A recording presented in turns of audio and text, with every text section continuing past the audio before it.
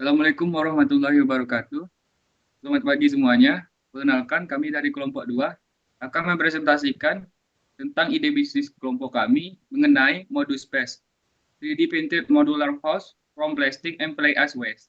Di mana anggota kelompok kami terdiri dari yang pertama itu Bahrul Ilmi Mubarak dari Teknik Sipil, yang kedua saya sendiri yaitu Egi Khalifah Nugraha dari Teknik Sipil, yang ketiga Muhammad Faras Adnan dari Teknik Sipil, yang keempat Mardika Khairul dari Teknik Arsitektur, dan yang kelima yaitu Dion Mainawa dari Arsitektur. Nah, untuk outline pembahasan pada pemaparan kali ini yaitu terbagi atas 5. Yang pertama itu adalah background, yang kedua business idea, yang ketiga SWOT analysis, yang keempat segmentasi pasar, dan yang kelima itu conclusion atau kesimpulan.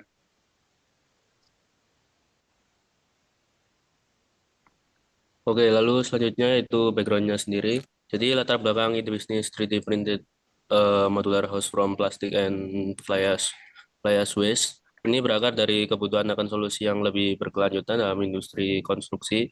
Karena dalam industri ini memiliki dampak besar terhadap lingkungan dan sumber daya alam.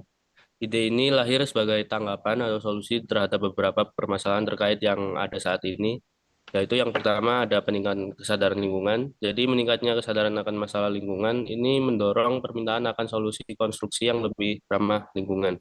Lalu yang kedua permasalahan emisi. Seperti kita tahu sekarang ini proses produksi material konstruksi yang konvensional seperti semen, baja, dan bata menghasilkan emisi karbon yang signifikan. Lalu yang ketiga ini teknologi 3D printing. Jadi dari teknologi 3D printing ini menawarkan solusi inovatif untuk membangun rumah secara efisien.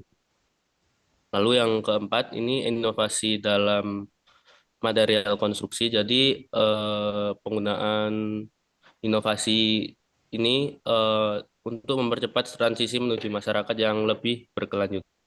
Yang kelima ini modularitas. Jadi memungkinkan untuk membangun rumah secara cepat dan efisien. Lalu yang terakhir yaitu potensi pasar, terutama di kalangan konsumen yang peduli lingkungan dan mencari solusi perumahan yang inovatif dan terjangkau. Next.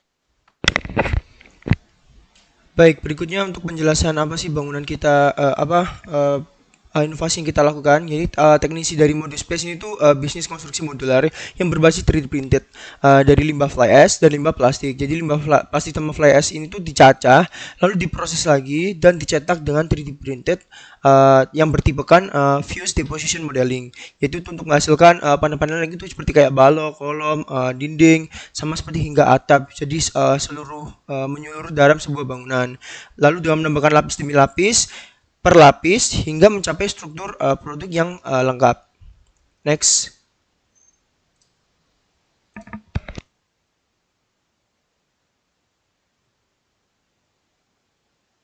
Selanjutnya ada keunggulan produk dari modus modus space ini. Yang pertama adalah ramah lingkungan. Karena modus space ini bahan utamanya itu kan menggunakan limbah plastik dan fly ash ya sebagai bahan baku, sehingga mengurangi jumlah sampah plastik dan limbah yang ada di lingkungan. Kemudian yang kedua ada ekonomis. Ekonomis karena limbah plastik dan fly ash ini seringkali tersedia dengan biaya yang rendah atau bahkan gratis karena sifatnya merupakan limbah. Sehingga dengan memanfaatkannya sebagai bahan baku, biaya produksi dapat ditekan. Selanjutnya ada modularitas. Karena produk ini modular, maka artinya dapat dibongkar dan dipasang kembali dengan mudah, sehingga memungkinkan untuk penyesuaian ulang. Yang terakhir adalah inovasi berkelanjutan. Karena memanfaatkan teknologi 3D printing untuk memproduksi produk ini, maka ini adalah langkah inovatif dalam mendukung praktik pembangunan berkelanjutan dan mengurangi jejak karbon.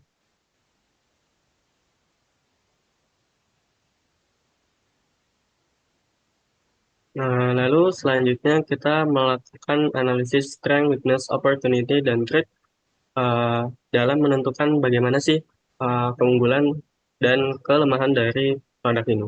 Yang pertama adalah dari segi kekuatan atau strength, di mana di sini uh, untuk ide bisnis kami ini memiliki kekuatan dalam segi teknologi yang inovatif, karena menggunakan percakapan 3D dalam membangun rumah modular, sehingga meminimalisir limbah emisi CO2 dan limbah dan dapat menarik minat pelanggan dan investor. Selanjutnya adalah efisiensi produk, di mana di sini kami menggunakan plastik dan fly ash sebagai bahan baku yang dapat mengurangi biaya produksi. Selanjutnya adalah dari segi lingkungan, di mana di sini kami mengurangi limbah plastik dan memanfaatkan fly ash sebagai bahan baku dan meningkatkan citra bisnis sebagai perusahaan yang peduli dengan lingkungan.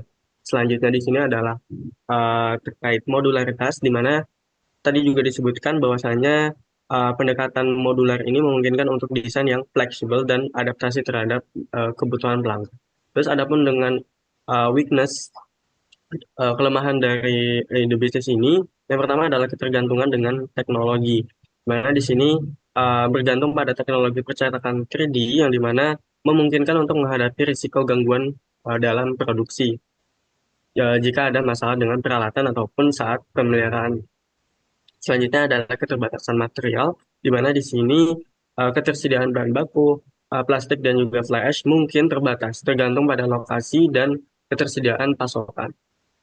Selanjutnya adalah diperlukan teknik khusus untuk mendaur ulang material, mungkin material dari panel tersebut apabila rusak. Selanjutnya meninjau dari sisi peluang atau opportunities, di mana di sini dapat dilihat bahwasanya pertumbuhan pasar yang signifikan, di mana permintaan akan rumah yang terjangkau dan juga ramah lingkungan terus meningkat dan memberikan peluang bagi perusahaan untuk memperluas pasar dan meningkatkan penjualannya.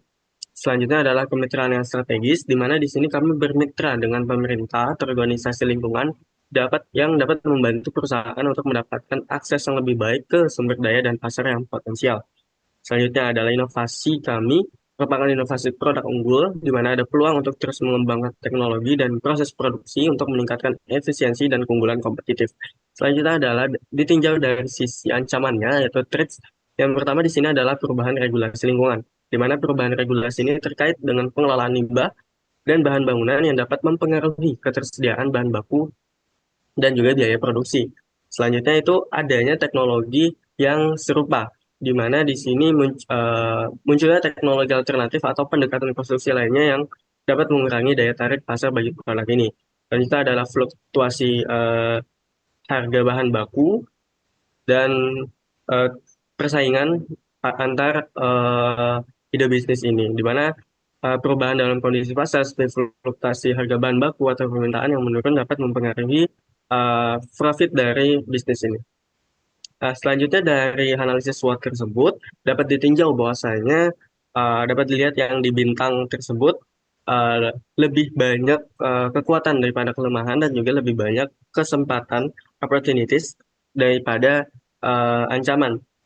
Nah, adapun berdasarkan weakness dan juga traits tersebut, kami melakukan langkah-langkah untuk pengembangan dan evaluasi produk. Yang dimana pertama, kami melakukan adaptasi dengan teknologi yang ada dan diusahakan memiliki partnership atau mitra yang kompeten dalam penyedia teknologi 3D printed dengan tipe FDM tersebut.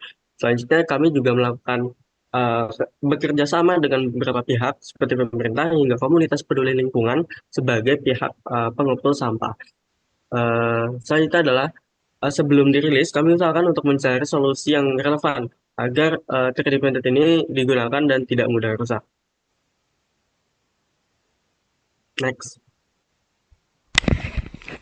Jadi untuk berikutnya kita masuk ke segmentasi pasar. Jadi tetap kita punya target pasar tersendiri yang lebih ke terutama untuk terdedikasikan untuk pasar tersebut. Jadi yang pertama itu para pengguna yang membutuhkan rumah, yaitu dalam kondisi yang temporary dan juga tidak menentu dalam jangka waktu tertentu yang telah ditentukan.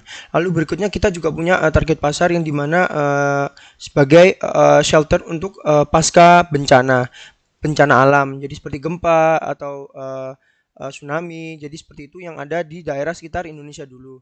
Lalu ketika kita sudah mencapai menguasai daerah segmentasi pasar Indonesia, kita bisa melebar ke banyak negara. Lalu berikutnya itu pemerintahan daerah yang ingin berinstansi dengan kita, lembaga publik atau organisasi yang memberikan fasilitas modular, yaitu untuk keperluan darurat seperti yang tempat tadi saya jelaskan, itu shelter, tempat pengungsian gitu, atau tempat pusat pelatihan yang bisa menjadi pelanggan yang bisa selama secara kontrak bisa tertulis 2 tahun atau 3 tahun. Next.